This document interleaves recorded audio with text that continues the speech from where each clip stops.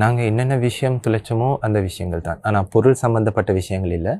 இப்போ எங்களோட வாழ்க்கையில் இப்போ நான் ரீசெண்டாக நடந்த ஒரு ஸ்டூடெண்ட் ரிசர்ச்சில், அமெரிக்கன் ரிசர்ச்சில் எடுத்து பார்த்தோம்னா, கிட்டத்தட்ட யங்ஸ்டர்ஸ் மத்தியில் குறிப்பாக சொல்லணுமெண்டா ஸ்ட்ரெஸ், டிப்ரெஷன் ரொம்ப அதிகமாக இருக்குது.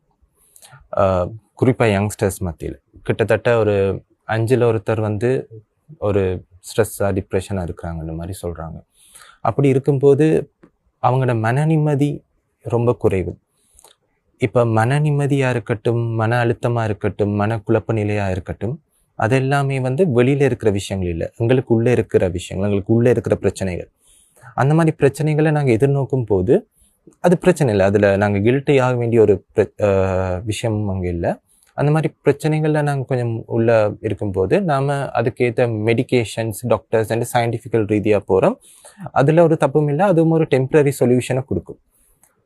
பட் அதையும் தாண்டி இப்போ நான் ஒரு கீயை இந்த ரூமில் துளைச்சிட்டேன்டா, நான் அது இங்கே தேடினா தான் கிடைக்கும். நான் போய் வெளியில் தேடி கொண்டு இருந்தேன்டா அது கிடைக்காது. ஸோ நான் இங்கே துளைச்ச விஷயத்தை இங்கே தான் தேடணும்.